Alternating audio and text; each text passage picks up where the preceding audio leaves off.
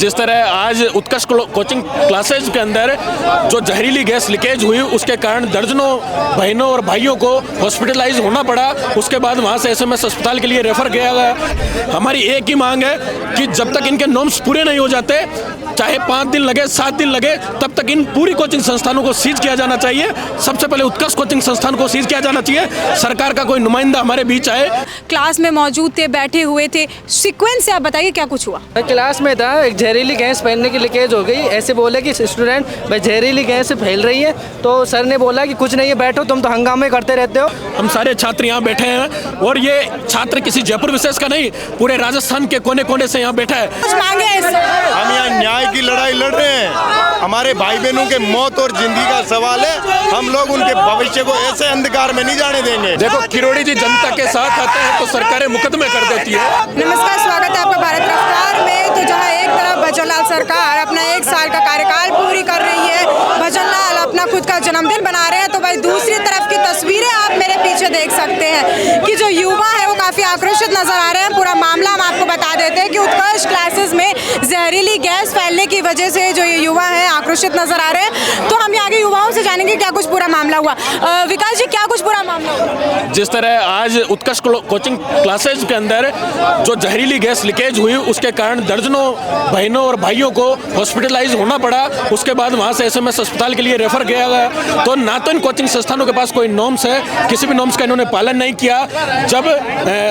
जब सरकार ने कोचिंग के लिए संस्थान बना दिया वहां पर प्रताप नगर में, उसके बावजूद वो वहां पर शिफ्ट क्यों नहीं होते, और सबसे बड़ा सवाल, क्योंकि इन कोचिंग माफियाओं ने बड़ी बड़ी मोटी रकम जेडी के अधिकारियों को और सरकार को पहुंचाई है, ताकि जो कोचिंग आवास बनाया वहां पर कोचिंग संस्थानों का शिफ्टीकरण अभी नहीं किया गया है। हमारी एक ही मांग है कि जब तक इनके नॉर्म्स पूरे नहीं हो जाते, चाहे 5 दिन लगे 7 दिन लगे, तब तक इन पूरी कोचिंग संस्थानों को सीज किया जाना चाहिए। सबसे पहले उत्कर्ष कोचिंग संस्थान को सीज किया जाना चाहिए। सरकार का कोई नुमाइंदा हमारे बीच आए और हमें आश्वस्त करे इन सब चीजों मुद्दों पर।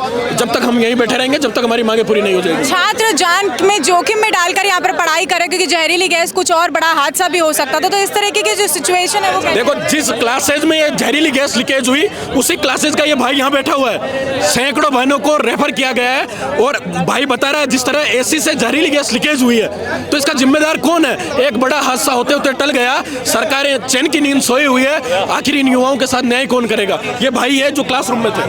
प्रत्यक्षदर्शी हमारे साथ है, ये बताएंगे क्या। मैं क्लास में था, एक जहरीली गैस पहनने की लीकेज हो गई। ऐसे बोले कि स्टूडेंट भाई जहरीली गैस फैल रही है, तो सर ने बोला कि कुछ नहीं है, बैठो, तुम तो हंगामे करते रहते हो। और उस बैच 3-4 बैच बैठा रखे थे और संस्कृत की क्लास थी, और सर ने तो 2-2 घंटे की क्लास हो रही थी। इससे पहले क्लास हो चुकी थी एक क्लास, तो दूसरी क्लास चल रही थी, वही संस्कृत की चल रही थी।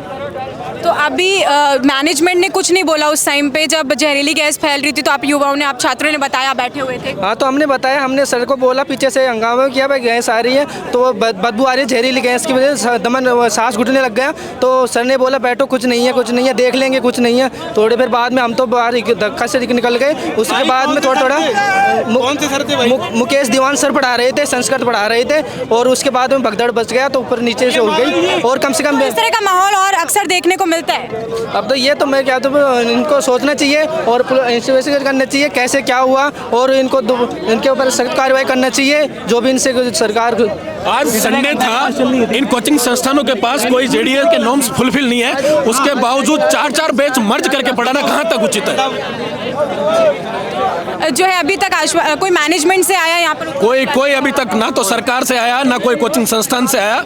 हम सारे छात्र यहाँ बैठे हैं और ये छात्र किसी जयपुर विशेष का नहीं, पूरे राजस्थान के कोने कोने से यहाँ बैठा है। राजधानी में एक बड़ी उम्मीद के साथ तैयारी करने आता है, और जब देखता है कि कोचिंग संस्थानों की यह हालत है, एक बैच की जगह संडे को क्लास लगा रहे हैं और उसमें 4-4, 5-5 बैच मर्ज कर रहे हैं। ऐसे से जहरीली गैस लीकेज हो रही है और कोचिंग प्रशासन और सरकार के मुखिया मौन है।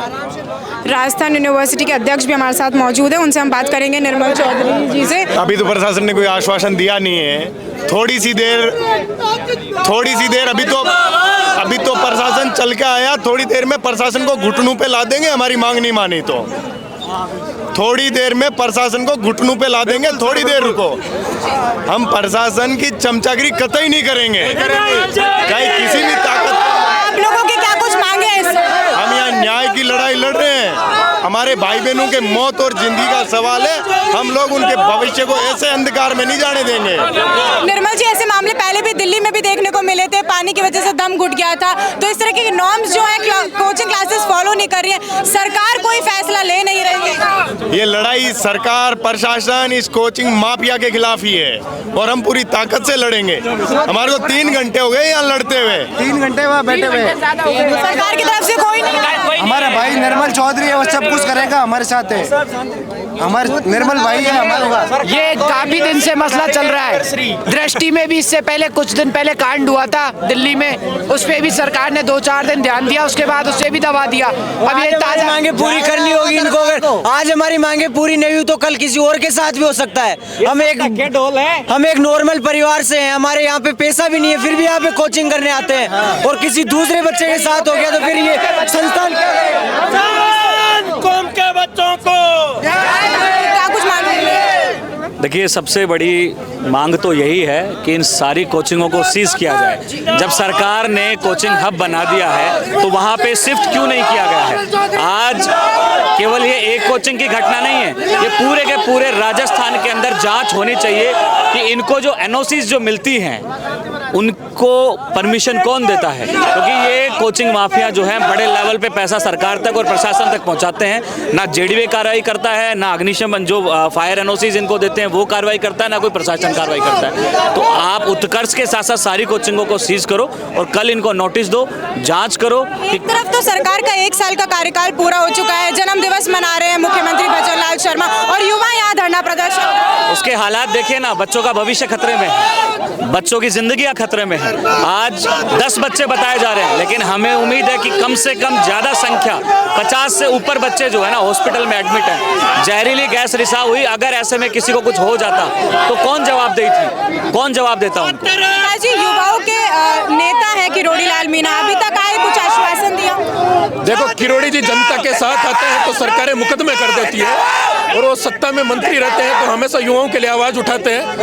किरोड़ी लाल जी इस मुद्दे पर भी हमारे साथ है। भजनलाल सरकार आज अपनी वर्षगांठ मना रही है और अपना जन्मदिवस मुख्यमंत्री जी मना रहे हैं, उनको इन युवाओं की बातों पर संज्ञान लेना चाहिए। और ये जो इतना बड़ा हादसा होने से टला है तो इन सभी कोचिंग संस्थानों की फायर एनओसी की जांच होनी चाहिए, इनके सारे नॉर्म्स फुलफिल है या नहीं है, इन सब बातों की जांच होनी चाहिए। और जब तक ये जांचें पूरी नहीं हो, जब तक इनके नॉर्म्स पूरे नहीं हो, तब तक कोचिंग संस्थानों को सीज किया जाना चाहिए। तो ये कुछ युवा है तमाम यहाँ पर बहुत ज्यादा आक्रोशित नजर आ रहे हैं। हमारे यहाँ से मंथली 10-10 हजार रेंट लेते हैं और दाल नहीं देते हैं। कोचिंग वाले 1.5 लाख रुपए लेते हैं और सुविधा के नाम एक मात्र कुछ चीज नहीं है।